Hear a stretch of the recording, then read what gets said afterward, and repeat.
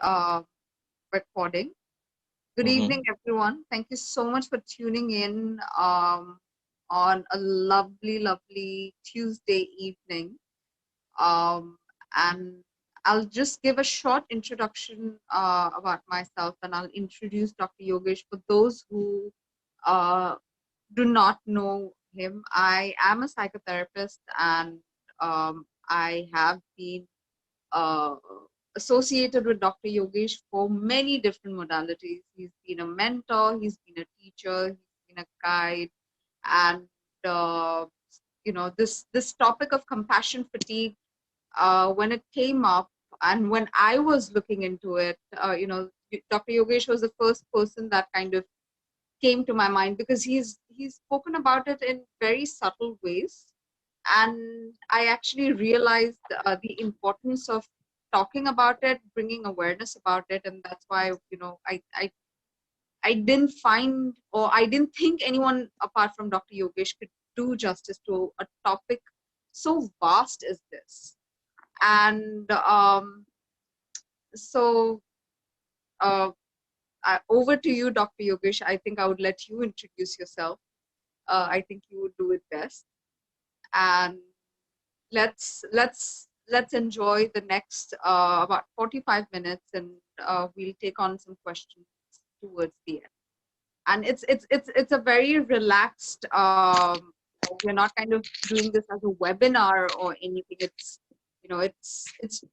the intention is to have an easy flowing conversation with Dr. Yogesh, so you kind of get a practical know-how of what exactly is compassion fatigue, how to recognize it, and probably when or if to seek professional help. So over to you, Dr. Yogesh. Yeah, hi, thank you, Ishita. Thank you for that nice introduction, and I welcome all the participants.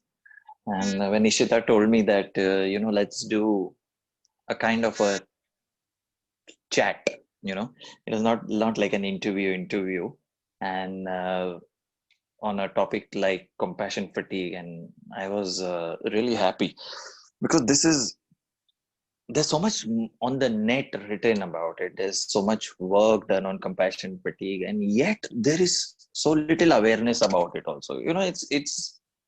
It's a very funny thing that it's so well written about, and yet people are so less aware of it, at least in my surroundings where I found out. So I was just thinking, what should we talk? And in fact, I had a chat with Ishita before that also. So I just wonder, we are this sandwich generation, I feel. Sandwich generation is what? Like, for example, at least in our country, I'm talking about my community, we have our ailing parents at times, or old people in the family, and we have our children, the young ones who are growing up. And at the other end, we have our vocations and professions, which are also challenging in today's world. So we are kind of sandwiched between this. This itself, also to make it work, many times we tend to suppress our feelings to keep up the harmony together. And we are forced to be compassionate. So if you keep this backdrop in mind, we learn this in our households, in our ethos. And as human beings, we naturally have the compassion. Because of our circumstances, of course, things happen and we change in a different way. So, what is really this compassion fatigue syndrome, as it is called? I think the best way would be to give you an example because the current scenario which is going on, tell me how many of you, are watching news and repeatedly watching the news about the corona patients, the COVID condition, the COVID-19 disease. When you watch the TV, any channel that you're surfing, like it's like the score of a cricket match. How many people are dying? How many got affected last night? how many people got better, which of course is a very little number. Then they give you your city view, then they give you your area view, then they give you your state view, then they give you the India view, then they give you the continent view, then the world view. And then, of course, if some channels are not giving this, then they have a debate on the Spanish flu. And something or the other, you open your WhatsApp and all this is happening. Now, I want you to just tell me, initially when the corona issue occurred,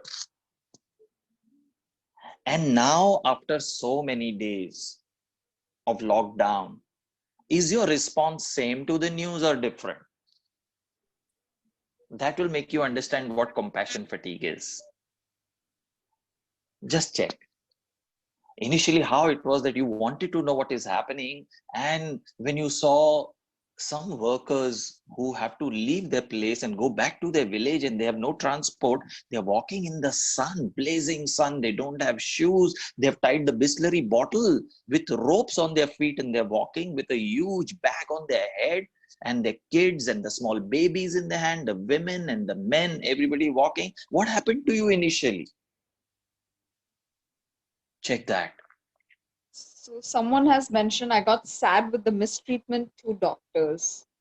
Yes, so we are coming to that.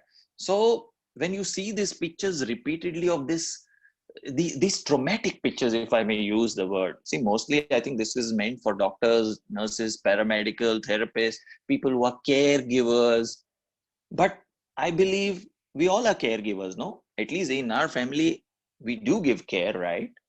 And not only that, compassion fatigue is not restricted to only human beings.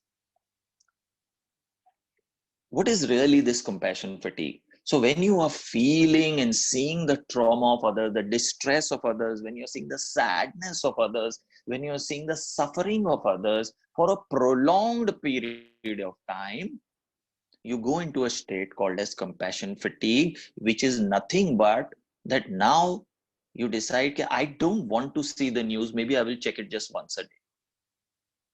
Has that happened for some in your, as the beginning of this corona thing? Or when some loved one or a known person or a friend who was in some distress, you used to look forward to helping this person, but when this person in a prolonged fashion keeps connecting to you again and again and again, what happens to you after some time? You go into a compassion fatigue, a sort of apathy, a sort of indifference, when you say, oh yeah, I just can't take it anymore. So much so that you no longer feel the same compassion you felt for them. You know, compassion word comes from companion, company. The root is same, conversation. And when that feeling is no longer there, where you sort of become indifferent. Okay, now what do I do? You know, it's your shit, you clean it, yeah. I can't take it anymore. And you turn indifferent. The kind of compassion stops. It's like you need that desire to help that person, then actually takes a back seat, where you actively wanted to go out of your way to help. Suddenly now you say, I don't want to do it anymore. I don't feel like doing anymore. You go into a withdrawal. This is compassion fatigue. Ishita, where are you? I can't see you. I'm right Okay. here. I'm right here. Okay, you're right here. So, you know, there's lots written about compassion fatigue, but it's not very easily identifiable. Very commonly, you know, I remember in my family, I had ailing parents, you know. My parents were ill for a long time. My mom had like diabetes and the end organ changes of diabetes, where she turned almost blind. She had diabetic ulcers, they later on developed gangrene. She had to go amputation 2 or 3 times. And my father was on oxygen, my wife and me continuously taking care of them for a prolonged period of time.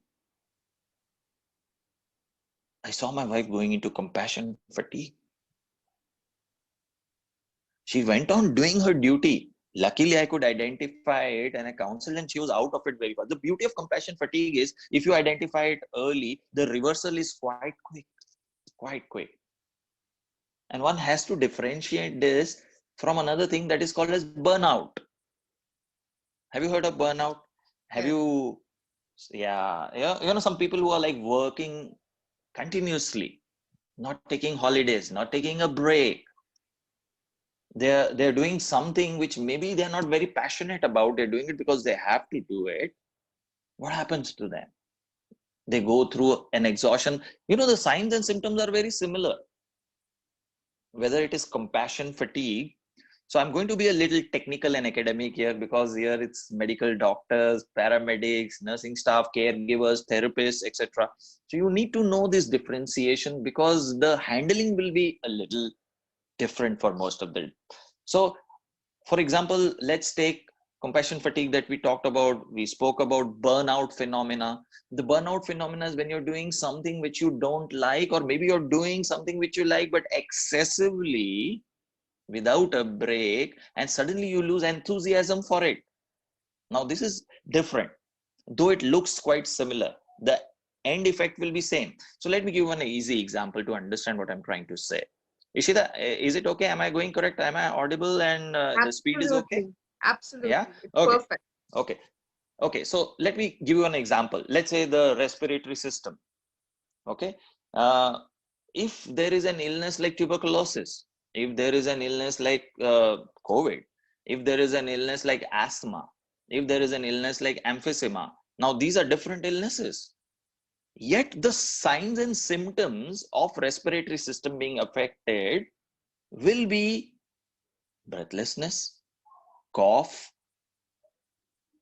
So if you see, there are limited signs and symptoms of that symptom, of that illness. Sorry, signs and symptoms are quite limited. So the end effect actually remains quite similar. So whether it's compassion fatigue, whether it is burnout syndrome, whether it is a few other things that I'm going to tell you, post-traumatic stress disorder, etc., the signs and symptoms quite remain the same. Externally, they all look very similar. But if you just probe into it, go into a little bit of detail, you will get to know where it is coming from and what it is, and then handling it becomes easy. So what are the things which look very similar to compassion fatigue, and how do we differentiate? Do I have compassion fatigue, or I'm just having a burnout? We'll try to differentiate this. So Ishita, you think this would be relevant here to this talk? Yes, absolutely. Absolutely. Okay, fine. So there's something called as post-traumatic stress disorder, PTSD, very famous. It's a well-known word. It's not only restricted to psychology, even lay public knows about it. And it became very famous after World War I and World War II, when the soldiers returned home. So what is post-traumatic stress disorder? Now, post-traumatic stress disorder is when you go through some stress yourself, and then you develop a condition, some signs and symptoms, and the whole phenomena is called as post-traumatic stress disorder. So again, you need to understand there is primary stress, traumatic stress, there is secondary traumatic stress. Primary traumatic stress, in short, would be like grief. Now that's primary, I'm feeling it. Secondary traumatic stress is where I'm seeing somebody else going through grief and sadness, maybe losing a loved one. So that is secondary. So what is happening now, we sitting in our homes and the whole world is in our drawing room, on the TV screen, in our hand, in the mobile. Earlier, we did not see so much trauma. But when the whole traumatic scenes come through the TV, through the iPad, through your phone, into your lap every now and then, this is the secondary traumatic stress that we are talking about. The primary traumatic stress is when you are going through, let's say you had breast cancer and your breast was removed, mastectomy was done. That is a primary traumatic stress. A secondary traumatic stress is when your loved one goes through the same surgery. That becomes a secondary traumatic stress. So again, the signs and symptoms of this will be very similar to what we spoke about, the burnout, the compassion fatigue. Then there is something called as vicarious trauma. So when somebody is going through a lot of secondary traumatic stress over a very prolonged period of time, and um, I hope I'm wrong, but we are going to see lots of such cases here after Corona, after 40 days of lockdown, continuously being beamed on the TV, news, everywhere. In the society where I stay, even there are regular announcements. And I hear the same signs and symptoms which are there on the TV and everybody's mobile phones. So again, do you see the repetition of this happening again and again? Everybody talking about it. You call up a friend and they say, okay, what's the scene there at your place? And then again, you repeat the same thing. This is the same trauma which is getting prolonged, repeated again and again and again. And after some time, when your guards are down, it goes into your subconscious. It's like a lie which is told 1,000 times becomes a truth in your mind. And your coping mechanisms start failing if you're not aware and vigilant. So what happens is, because of the prolonged secondary traumatic stress, you may go into vicarious trauma. And what is vicarious trauma? Suddenly your whole view of the world and reality changes. In the sense, you don't see the world the same way you used to see it earlier. And now on television, they're telling you that the world is not going to be the same place again. And this is just not a change that we are talking about. We are talking about a person who's got affected by this vicarious trauma. It's like a moral distress. It's a very deep thing, and it requires very rigorous intervention to work on this. If you're not vigilant and aware yourself, you would require somebody who's neutral to work with you. My suggestion is, it's always good to work with somebody else. You may be the best brain surgeon, neurosurgeon, but you cannot do your own brain surgery. How can you be so vigilant and aware and yet be anesthetized and do the surgery? Just for the sake of example. Then there is something called as empathy. Again, that will appear very similar. In fact, compassion fatigue comes to those individuals who have this empathetic trait in them. We all have it. Human beings have empathy. In fact, empathy makes us open our heart to everybody. There's a desire to help. Like in my building, I know somebody had corona positive in somebody, COVID-19, and person was hospitalized. And in the home, for the 3 people who are at home who can cook, in the society, there were many people. The empathetic people said, we will give you food. So in fact, they had planned amongst themselves, afternoon food who will give, evening food who will give, and in the morning, maybe they must be asking, what would you like to eat? So in a way, if you see, it was almost like better food than that person would cook at home, and they're getting it ready made. So do you see what the association of a traumatic event is with amazing food coming home, ready made in your hand? How we are building these associations. I'm not saying it's right or wrong, okay? I'm just telling you to be a student of human behavior, not judge of human behavior. We are students of human behavior. We are not judges of human behavior. So we are just trying to understand this phenomena without judging it. So empathy makes you open your heart to these traumatic events that are happening with your desire to help, but also it makes you more susceptible to being injured and damaged by this. So compassion fatigue also, like these other things that I described, causes mental, physical, emotional affections, breakdown. And sometimes it can also create apathy and indifference, where you suddenly become the opposite. Compassion fatigue will also sometimes, look very similar to the people who are going through codependency. I'm sure all these people who are into psychology and the doctors and the paramedical staff know about this. One of the biggest causes of compassion fatigue is actually, being with, let's take example of nurses who are in the ward of terminal illnesses, for instance, or people who are in the hospice where people are left to die, who have nobody to take care of them. And every day they see people who are getting admitted there and left there only to die, so that they can have a dignified death there.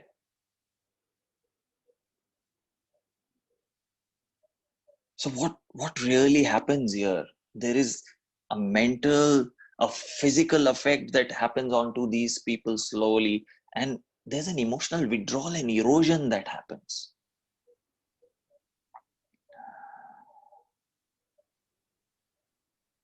Yeah, Ishita, Yeah, where are so you? I'm right here, and I completely resonate with what you're saying. And often I've noticed this with a lot of let me switch on my video.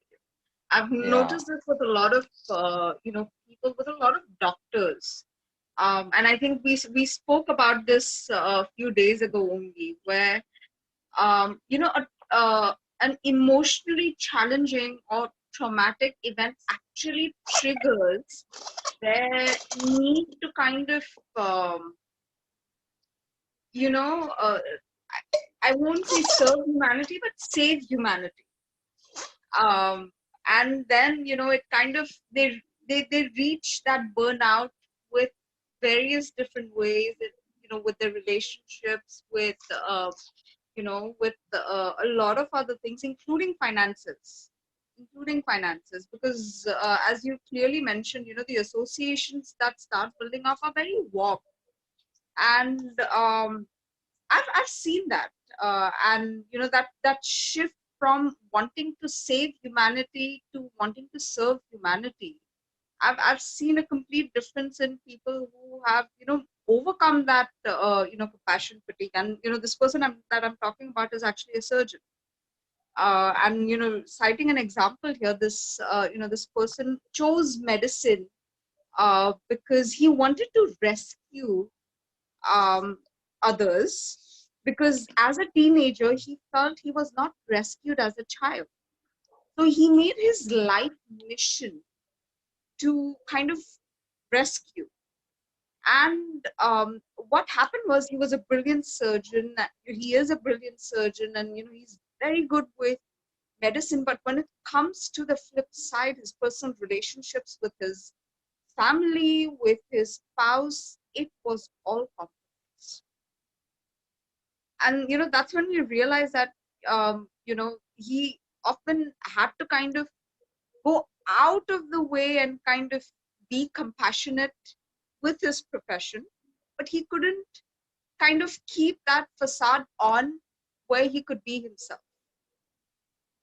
And and I often also see this with a lot of psychologists, a lot of therapists, a lot of healers, if I should put it that way, that uh, the devastation actually triggers something within them. And you often call this or I've often heard you say this is the Mother Teresa syndrome, where there's an excessive need to kind of not help people so that they they get, or they are stable or emotionally or mentally doing well for themselves. It's because it's coming from your need to see them in peace. And until then, you're not in peace because someone else is not in peace. So compassion fatigue also, simply also, I would add to what you said, is just tired of being nice all the time. absolutely. I totally agree. In fact, if you see most of the people who have compassion fatigue, they I have found maximum of the things saying that I find it very difficult to say no to people. So there is a difficulty in saying no to people. In the sense, when somebody is asking for help, they will go out of their way. There are no boundaries which are there that after this is my time or me time. It's always we time. And these are the people who go out at their own cost. In fact, one of the definitions of compassion fatigue is cost of caring. Such a Yeah. nice way to describe it. It is the cost of caring. It is the cost of being a caring person. So people who are excessively caring, who do not have boundaries, who have not drawn some lines that beyond this I will not go, these are the people who are very prone to compassion fatigue. And that brings us to the next point, that how do I recognize compassion fatigue? It's not necessary that you need to have a huge thing to guide you to compassion fatigue. It can be a very little thing. For example, just difficulty in concentration could be one of the symptoms which could guide you towards it. As simple as that. Or just feeling exhausted and tired all the time, even after taking rest. Feeling that you don't want to do those things which you used to like doing, suddenly losing interest in pleasurable activities that you had. That could also be an indicator towards not wanting to mix with people, wanting to be aloof, and starting to doubt yourself. Am I okay because I'm not feeling affected by the traumas of others around? I'm not feeling affected by deaths around. I'm not feeling affected by this whole situation around me. So much so that you stop taking care of yourself further. So the personal care levels also reduce. Then, of course, there are symptoms like excessively blaming others. Now, if you see, most of these symptoms are very common day symptoms, and even compassion fatigue affects different people differently. Even the same person for different events, it will be different, Absolutely.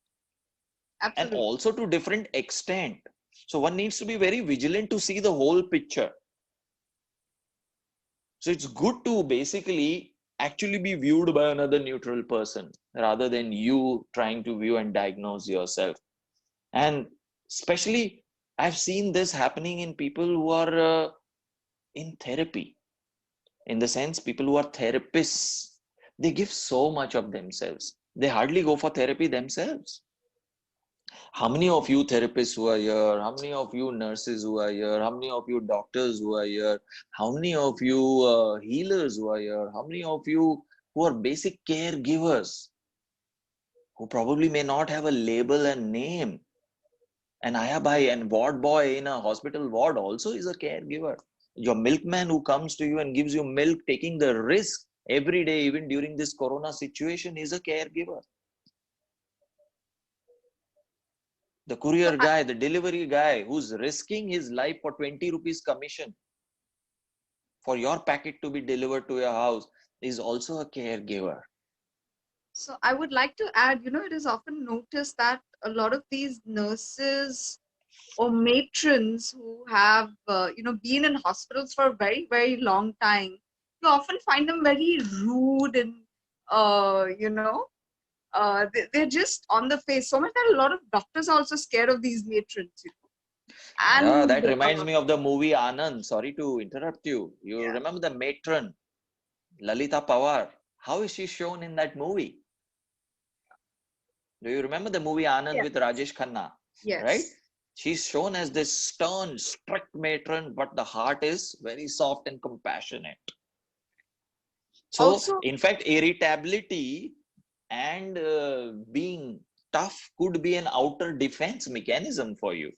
Yeah, it is, so it many is. defense mechanisms actually can be very similar to this compassion fatigue syndrome that is there. So one needs to differentiate this codependencies, this some defense mechanism which is there, or it could be as simple as a person who basically needs help themselves goes out helping others, and Excessive. in doing that, so actually I often found that many people who have this compulsive need to help others and then they suffer from so-called compassion fatigue, which is not compassion fatigue actually, is a desire to, or rather a cry for help that they need themselves.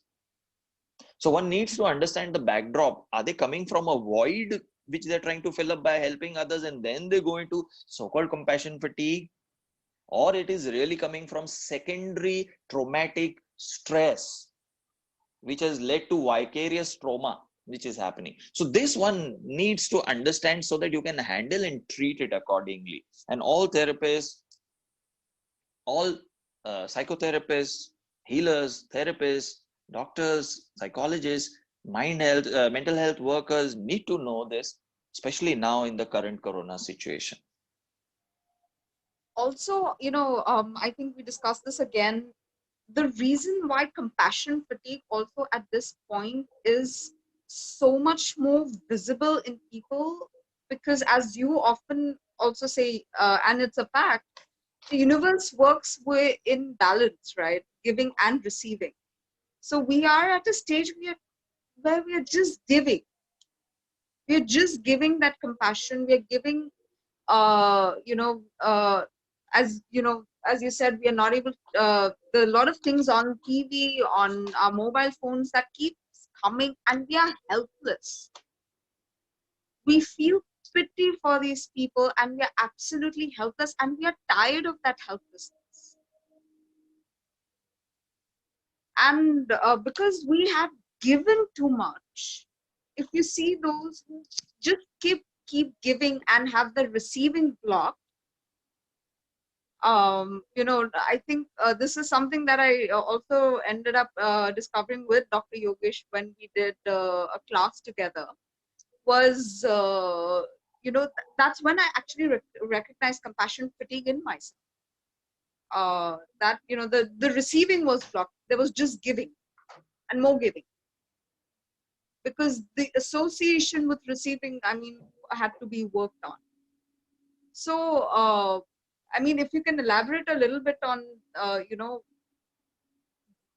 the excessive need to give, uh, and how it actually also kind of leads to compassion fatigue in your own way, because I think you have some superb examples, some superb stories, and I think if you could share, that would actually bring a little more light to compassion fatigue.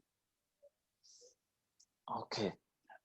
So there are many cases I could cite here, but for the want of time, you can't go into detail. But I've seen people who are these compulsive givers are the usually people who themselves did not receive.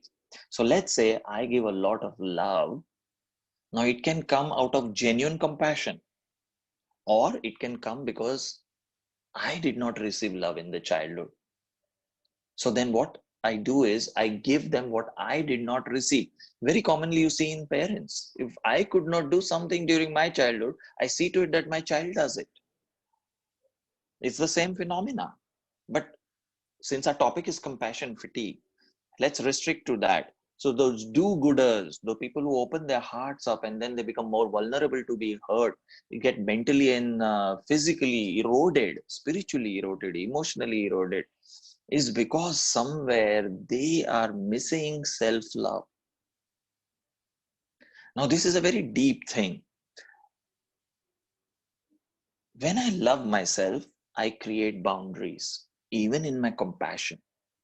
I know till what I can give, and beyond that, I don't do it. You'll see some mothers, for instance, if you take a non-medical example, day-to-day example, they do not draw boundaries in front of their children, and then what happens is they land up getting frustrated, irritable, because they are overworking themselves, because they don't know how to say no to the child, because then they go into the guilt complex that my child is not receiving food and then I'll be a bad mother. Same thing happens with a doctor, that I am in such a profession that I'm not supposed to say no. The very fact I joined this profession was that I can be called up at any time of the day.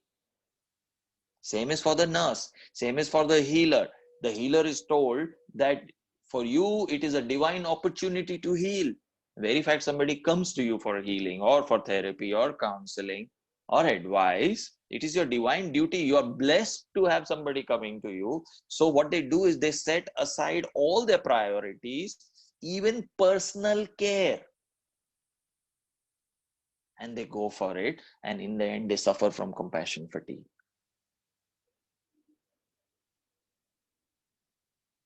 So it is not just witnessing the secondary traumatic stress, whether it is deaths, dying, sickness, or the COVID situation, whatever. It's not only that, there are many other factors here. Many people go through this, but it goes unnoticed. Does that answer Also, your question, Ishita? yes, it does. Also, in I'm so glad you brought this point up about mothers, because I think mothers in many households suffer from compassion fatigue, and Hmm. that leads to a lot of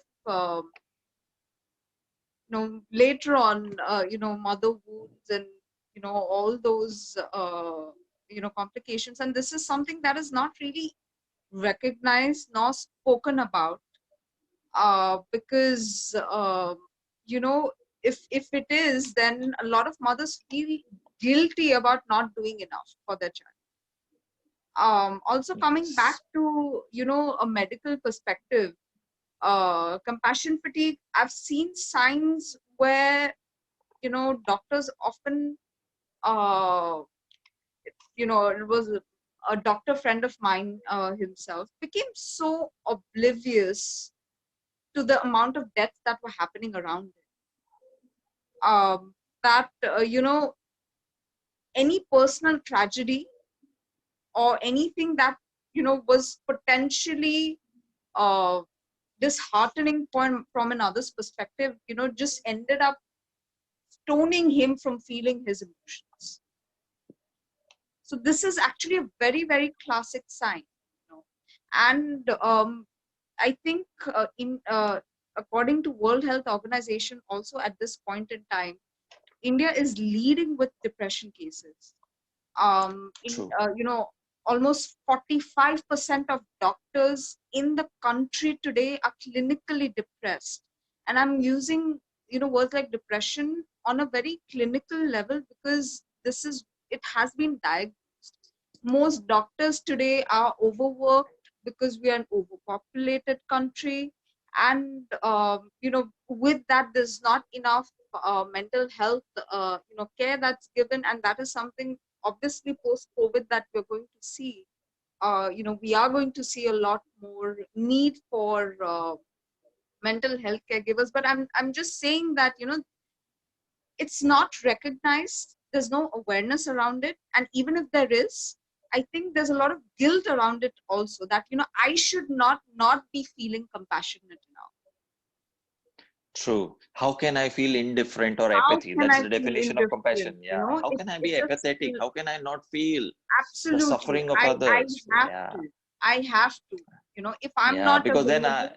yes, or I will be object of social ridicule. How, in my own family, I'm talking about my own siblings. They thought that I'm so indifferent. Now, when you are seeing deaths, when you're seeing sickness all the time, for you, you tend to become a little apathetic. It's like a policeman who's seeing criminals every day, starts behaving differently at home, right? It's like a military man who's a major or a general who's used to discipline, and how does he behave at home with the kids and the family? But then the family has to understand that what backdrop they're coming from. But then frequently misunderstandings occur, and because of that you'll see lots of relationships get strained, and that is the effect of compassion fatigue also, It is where also, the not only the work efficiency goes down, not only personally they're feeling drained, but it also affects their relationships unless you have people who are aware around you. And this is where we need to, Ishita, bring in how do we handle this situation then, at the personal level, at the right. professional help level as well. So the first thing, that you need to kind of, there, of course, there are physiological symptoms, as you rightly mentioned. There are, there are behavioral symptoms. There are, emotional symptoms.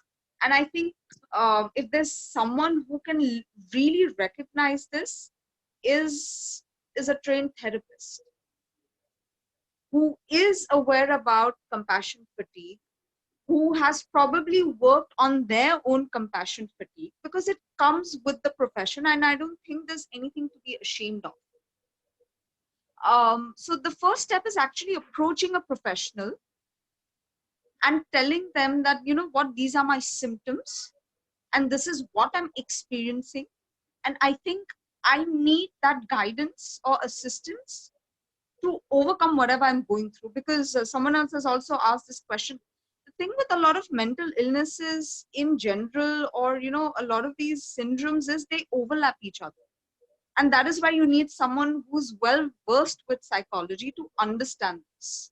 Because it's a In fact, very, that's the very reason why, common topic. Ishita, we enumerated right in the beginning, no? The primary stress, the compassion fatigue, the Yes. burnout phenomena, the secondary traumatic stress, vicarious trauma, post-traumatic stress disorder, empathy. We worked upon the, some bit of codependency or counter transference. which happens at work. There's so much things which are going to interlap here. One has to study, and then only you will be able to segregate, and maybe, the treatment will slightly vary. And that actually gives you the clinical edge, because this is completely reversible if it is picked up fast as compared to burnout. Absolutely. Compassion fatigue is quite reversible, and that's the good news. That's the good news. Also, you start seeing signs of anxiety uh, when you start noticing that you have, what is fatigue? I mean, if on a medical level, if you could explain what exactly happens when you're fatigued mentally and physically. It impacts your physical body as well. And as you rightly said, you are just tired without doing anything. That is fatigue, right? And all the Okay. more right now, when you're constantly on the phone, you're constantly using your screen. It is uh, it drains you, right? So these are some such very subtle signs. Insomnia is also a very, very strong sign of compassion fatigue. All of a sudden, as it is right now, due to the COVID scenario, a lot of people are not getting sleep in their normal times, or their sleep patterns have changed, because all of a sudden they're they're they're operating on the flight or fight mechanism, because no one has experience of dealing or knowing what is the right way to deal with a pandemic right now. Correct. So again, see, Ishita, what you brought up here is very nice. It's the uncertainty. Yes. One needs to understand this. If I have to quote Bhagavad Gita here, it gives you some idea. There is a circle of control that I have. Okay. And there is a circle of uncertainty which is beyond my control.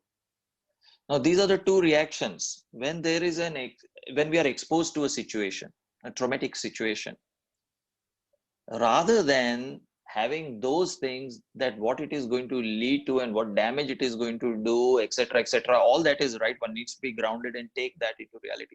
But also, one needs to see what is in my control and what can I do to salvage whatever is there with me. And that is what we are doing. There is If you see, there is a circle of uncertainty all around us. We don't know what is going to happen. We don't have a remedy for it. But yes, what is in my control is my immunity. 80% of the people do get better in spite of having corona, right? So what I can do is I can build up my immunity, and that's what the governments are doing. They're telling you how to boost up your immunity, and you also know it as well. So we can actually get sucked into this panic or take it realistically in a grounded way. Yes, that is a situation. Let us see how we can deal with it. So same thing happens with compassion fatigue. The moment you go into this compassion fatigue, this apathy, this indifference, where now I'm a normal, nothing is affecting me. These deaths are not affecting me. In fact, I'm fine because it's not happening to me. It is secondary traumatic stress. I'm witnessing somebody else going through it, and it's in a prolonged way. Then what do I do? Now I'm not feeling affected by it, but at the same time, I'm feeling enervated. There is no physical energy. Mentally, I'm not enjoying doing what I used to enjoy doing earlier. Now I become very irritable. I've started blaming this government. I've started blaming these people at home. I'm developing anxiety disorder. The post-traumatic stress disorder like scene is coming up. My old things are getting triggered up, the old memories. And then suddenly I'm feeling there's so many webinars happening. Everybody is learning. Everybody is utilizing the time. I'm not utilizing the time. I'm not becoming better. I'm just sleeping. I'm on binge watching. And all these things start playing upon your mind. The other things which would have been a very low trigger becomes a big trigger for you, and all this can lead you into a bigger problem that can lead to decrease in your level of experiencing life. So what does one do in such situation? uh, First thing, the moment you identify somebody with compassion fatigue syndrome, is don't blame them. Very important according to me. Before you go in for professional help, there is something that has to be done at home, something that you come to know over the phone about somebody, or maybe your colleague has it amongst the paramedical medical staff, therapist staff, caregiver staff, mental health workers. The moment you spot it, the first thing that you can do is don't blame that person that you are not taking adequate care. You don't have boundaries. You are not saying no to people. You are not taking time out. You are not taking holidays. I told you to go for massages. I told you to do little yoga. I told you to do meditation. You are not doing any of that. You never went for your own regular therapy. The moment you do that, you actually close them up. They in fact go into more emotional withdrawal that was already a symptom of compassion fatigue syndrome. And that leads to depression. That leads to more of withdrawal, and maybe then certain conditions like depression can occur. Many other things can occur. Many other things. I have seen a person then go into alcoholism. I saw a person going into different kinds of addictions. So many things can occur, then those are all secondary things. Those are expressions. The primary cause remains this. One needs to go to that cause. So first is don't blame them, welcome them. They should not become ashamed that I have been a person who did not take care of myself because I wanted to be a good mother and I didn't want the label of being a bad mother, for instance. Or I did not want a label of being a bad doctor, that I deserted my patients during this time and I did not go for this service. I sat at home, for instance. Or a nurse who says, I faint sick and I don't want to faint sick like my friend is doing. I will go and do it. It is wrong. So you see them becoming like, those proponents of social causes. Lots of social workers go through this compassion fatigue syndrome as well. You see so many people out there wanting to help, serving food, helping people, distributing medicines. So many things that are happening. So first is not to blame them. Secondly, identify where it is coming from. Is it burnout or is it compassion fatigue syndrome? So if it is burnout, usually you will have the causes there that it is coming from work related thing. They've been doing the same thing, which is causing them lack of enthusiasm and energy. So of course their change of job, but then how many people have the luxury of being able to just drop their job or business or even change the locality where they're staying or change the city or country? How many people have that luxury of doing that? Not many. So then the other coping strategies will come into play here. Then basically working with the HR team, working with the corporates is again a different ball game. How you can go into that department which you like more, where you can get flexibility in a job. Luckily now we are going to have this beauty of working from home. Of course your pay packet will reduce, but the beauty will be there that you'll be able to work from home. And that is also interesting way. Our methods of doing work, taking care of ourselves, everything is going to change. And we have to be ready for this change because time is changing. You've got to change with time. You have no option. So let's do it with a smile, see what else is possible. How does it get better than this? Another thing that we need to take care of during this time, which it has really taught us, is to become aware of ourselves and our surroundings. Knowing that everything has a boundary. You cannot cross the boundary of Mother Earth beyond a certain level. You cannot cross your own boundary. If your body needs rest, it needs rest. If your body needs to refuel, rejuvenate, you need to do that. And you have to learn to say no. I'll give you a very interesting example. There's a colleague of mine, and around 25 years back, I'm talking about. This is my, I think, 29th or 30th year of practice. I met her and I went to a clinic and I saw she was talking to her receptionist outside. The receptionist asked her for medication. And guess what she said? She said, I'll surely give you medication, but you'll have to stop coming to your work from tomorrow onwards and look for another job. I was taken aback. It was shocking because the compassionate me in me, really got, what are you saying? The poor girl is just asking you for medicine and you're telling her to choose either you be my patient or be my employee. Sounds funny. That time I did not understand her. Today I understand her. And she's a very smart person. Same thing she would do with friends. Either you're my friend or you're my patient. You cannot be both. She took it, of course, to a next level. But now I understand what she's doing. She's drawn boundaries. Beyond a certain time, she will not pick up the call. And in fact, Ishita, I heard you saying this once, and I was taken aback. You said, I am a psychotherapist, but after this time, I don't take a call, even if somebody is committing, uh, even if somebody is going through a very traumatic time. Yeah. I don't want to use the word, I almost used it here, Yeah, I know. but but No, but I I'll tell understand. you that I understand. that changed the way I practice. That helped me because I went through compassion fatigue myself. I've dealt with a cancer. A father who died of cancer while I was a therapist. I deal with an old mother. I deal with an old dog, and I deal with people who are battling severe mental illnesses all the time. So it Yeah. became very important that I don't end up projecting my issues onto my patients or my clients.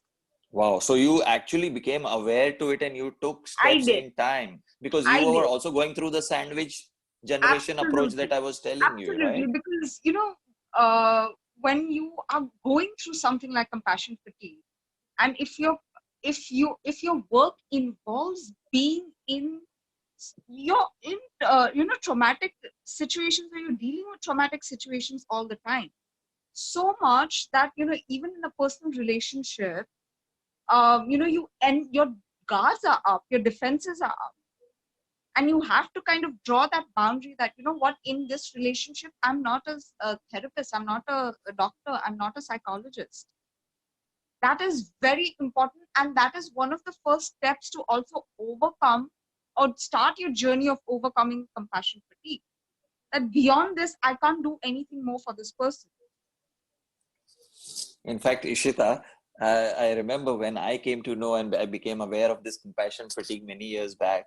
A lot of, we tend to birds of a feather, Flock together. flock together. So obviously, when we colleagues meet, we start talking about therapy, we talk about mind work, and so much so that a time came when it became too much. That even when we are socializing, we are talking about, oh, look at that, it looks like Eric Erickson model, looks like Absolutely. this age group, that stage. When you are talking about this, even when you are eating in a restaurant, that would happen. So Even a what I did movie, was, even a movie. So I even a remember, movie, I yes, remember yes, I yes. watched 50 Shades of Grey, and my friends that I watched it with really enjoyed it, and I'm like, this man has abandonment issues, and Yeah.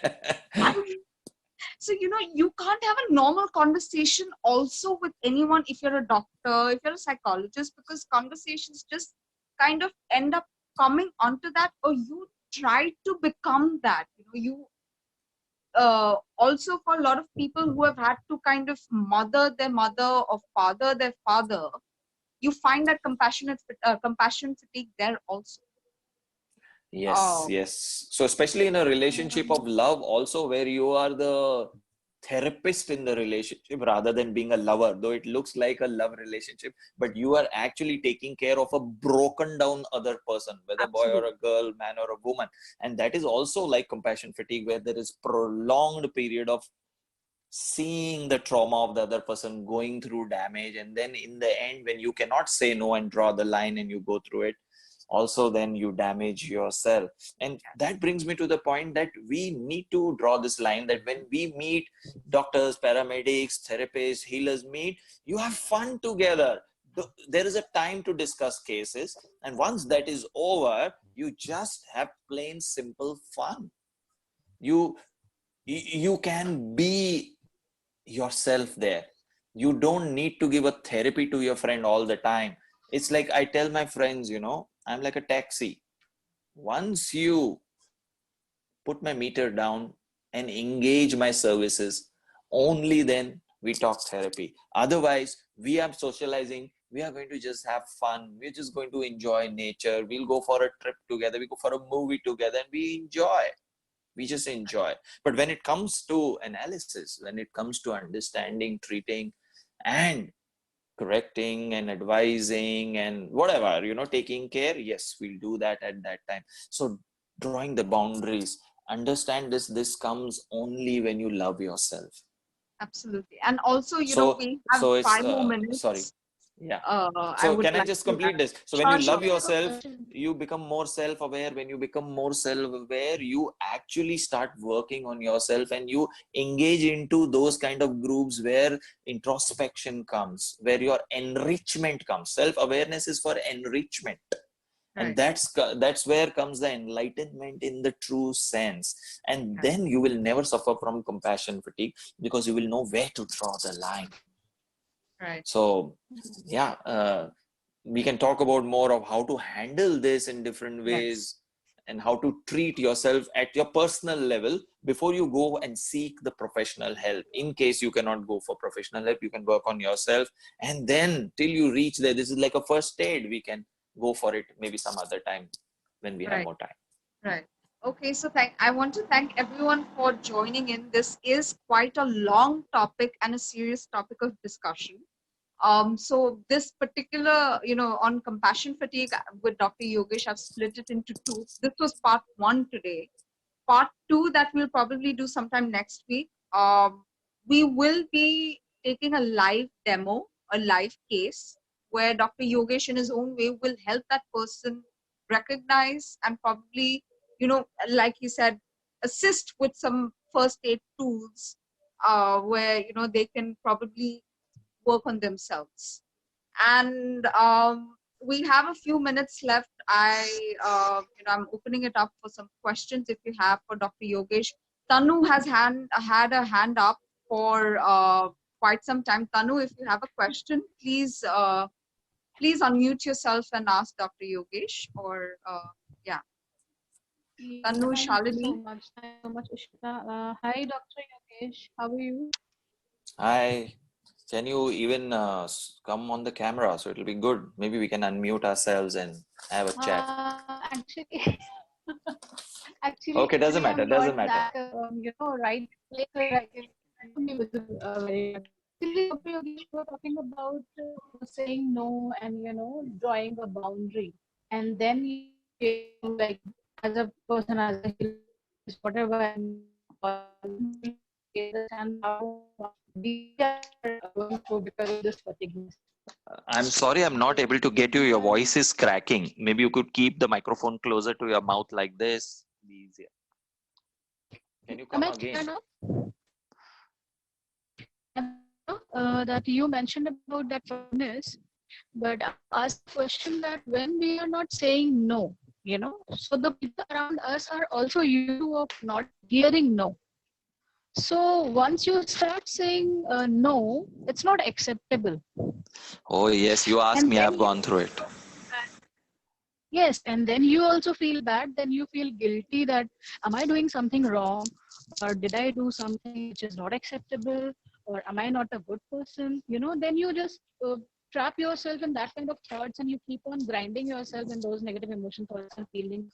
It's very difficult to come out from that zone. For a while it happened with me also. And I guess So this is Tanu, a very in right time fact, you're which saying I the am same asking thing this that we spoke of. This, when you are not ready to be, question. mm, mm, to, if I may use a negative, when you're not ready to be a bad girl, okay, when you want to be in the good books of everybody, you want to be a good girl, you want to be a Yeah, good woman, a good daughter, a good friend. When you're not ready to yeah. be bad, and you want to Mm-hmm. please everybody, in transactional analysis they say there's a driver called as Please me. pleasing driver. Yeah, please me. Correct, so correct. so so so when that is there, you go into this guilt, that how so you have to learn to understand that you cannot please everybody every time, because in pleasing Hmm. others all the time, you are displeasing one very important person. Tanu, who is that? Correct. Correct. That is Who? myself, and it Correct, feels correct. so So drained sometimes. yeah, so you But yeah, can't that have is all, okay. understand the ground reality is there is pain and suffering around. There are Mm-hmm. people with whom we can do without. There are certain people we like to be with, but we cannot be with them for whatever reason. Mm-hmm. And that's Mm-hmm. cool. That's cool. That's why the definition of compassion fatigue is cost of caring. So if you are a very caring person, you have to pay the cost. Do you want to pay the Yeah. cost?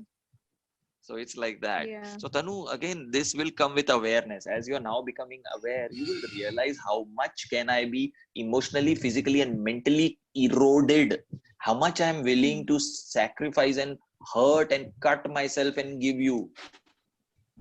Yeah. Till what extent? So maybe you're now doing it, you will pay the cost for being caring. Of course, I am. Yeah. Like So I you cannot give from an empty cup to somebody. You need to have something in your cup, no dear? Exactly. So all the time, if you're giving, your cup is going to be Exactly. empty and then there's nothing left there. Empty. So you got to at times stop, refuel, rejuvenate, fill the cup again. And then maybe you can go in your old cycle of again giving, and then again be aware and then stop. There's nothing wrong to be compassionate. But when it becomes pathological, that's when it's a problem. Right. So we have Yeah. So Kavita honesty Jain. is not bad, but then you can become pathologically honest also. No? So it is like that. So Yeah. that drawing a line, Tanu, would be important. Yeah. I hope that answers the question for you. Yes, very much. In fact, I was also looking out some options of desensitizing because I felt that it can be also one of the way to cope up with this situation. So probably Because go we deeper because into it. Your guilt complexes. Why do you feel guilty? Hmm. Maybe you need to go Mhm. back in time. The current Mhm. event is always an expression. The cause may be lying down behind. So let's say somebody is having a Mhm. bad relationship. We tell them it's not the Mhm. opposite person that you're blaming. It's coming from somewhere Mhm. behind. Just go back, Correct. because today is the result of our past, and tomorrow will be the result of what action we are taking today. Correct. So one needs to see the patterns that are evolving and help to understand them and resolve them and take corrective action, Yeah. and know very, very practically how much I can, how much I cannot, to know your strengths and to know your weaknesses, and then work on the so-called weaknesses, if you may use the word weakness, because I don't feel there's any weakness. It's your uniqueness. All right. Thank you. Thank you so Right. much, Dr. Thank Yogesh. you, Tanu. Thank you for the One question. question from Kavita Jain. Go ahead. Hi Yogesh, hi everyone. Thank Hi, you so much. Kavita. Your topics somehow reached to me just exactly at the time when I need them most. So Yogesh, I think a lot of our chat was about working professionals and therapists and caregivers. Now I am, though you did touch upon it, I'm just bringing you back to it. What happens to the lady of the house who's a mother, who's a professional, who's a daughter-in-law, who's also a wife, a caregiver to some, caretaker to some. But there's a very thin line for people like us, if I may say, between the burnout, especially in times like these. So there's a very thin line currently between burnout and the fatigue, the compassion fatigue that I am maybe going through. And if I go to take care of one part of it, if I think about resting or taking care of myself, I feel that I am negating the other. How do I recognize which side of the line I am on, and secondly, how do I create a balance, or maybe some tips to create a balance? I don't know, I hope I'm not sounding too confused. No, I think your question is very relevant. And in the beginning, we did discuss this. Though this talk is meant to be for doctors, paramedicals, caregivers, therapists, healers, but it is relevant to everybody because we are all that in our lives, even if we are not with that label. So it's a very relevant question what you're saying. But again, you got to just check, why is there a need for you to be so giving all around? Where is it that you cannot say no? What is the cost? What are you trying to protect by not doing what you want to do, what you wish to do, what your heart desires? Just try to see that. What are you trying to protect? What are you trying to not lose by not being yourself? That if I be myself, then this is what is going to be my loss. And in doing that, you are actually paying the cost of being caring and trying to hold the space together. It requires work, systematic work. So as you said, burnout.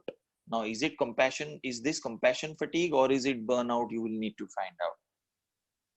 So you will need to work professionally with somebody systematically. Maybe in the next session, when we use these tools, I'll give you some tools where you need to work on yourself systematically and then also look for professional help. But I believe you are an aware person. The very fact that you are aware of this state happening in your life, it means that you actually know that you have to do something which you're not doing. Don't you? Yeah, true. Yeah. So that's it. That awareness on a public platform, I don't want you to even say it, but you are aware, you know it. Now find out why you are not doing that. And that's where will be your area of work and intervention. Usually there'll be a fear there. Yeah, because these are such sensitive times that I'm just scared. I don't want to hurt anyone. I don't want to, unnecessarily trigger anyone, maybe. Yeah, but in doing that, whom are you hurting? And whom are you Yeah. triggering? Yeah, and then it Yourself. just leads me to withdraw myself and go more and more in a shell. Yeah. Yes. So that Probably needs to be I'm worked waiting, upon. looking Yeah. forward to the tips from you in next session. Yeah.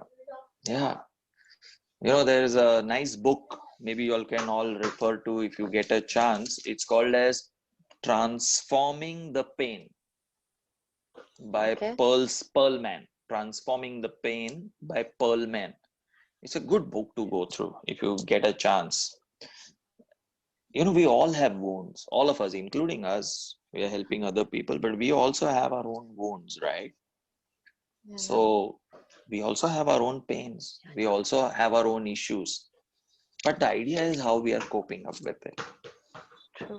How much Yogesh, cost we are paying. Yeah. That is the whole idea. How to pay less cost to it, how to be ourselves and yet be with others and be in the society. Otherwise, every man is an island, right?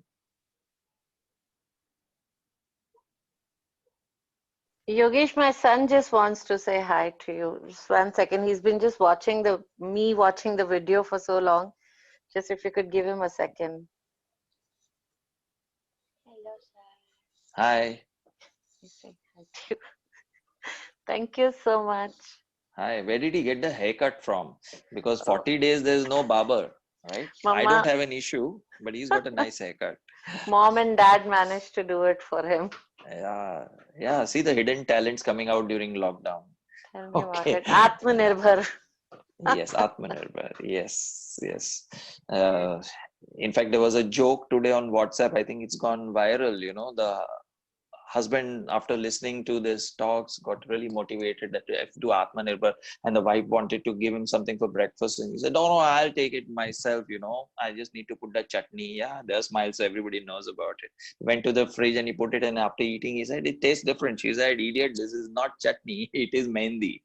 Okay, so before becoming Atmanirbhar, one needs to have the requisite skills. Okay, also to do that.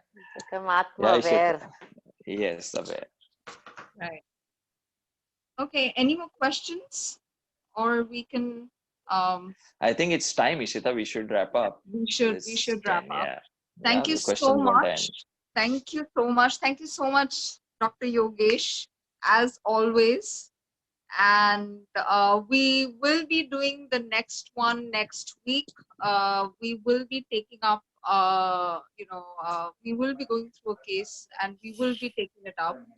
And Dr. Yogesh will share some of his tips. And have a great night. Thank you so much, everyone. Thank you for tuning in. Shall be I Thank you, shall Ishita. put a Thank you, YouTube Dr. video Rajesh. of Thank you. this. Thank you so much. Thank you, Thank you. Be Yogesh. compassionate to yourselves and have some me Yes. time even while you are at home. Don't be always available to everybody, even to your family members. Bye-bye. YouTube Bye link bye. to Good this night. will For be sure. shared. Thank you. Thank you so Bye. much. Thank you. Thank you. Thank you. you. Bye.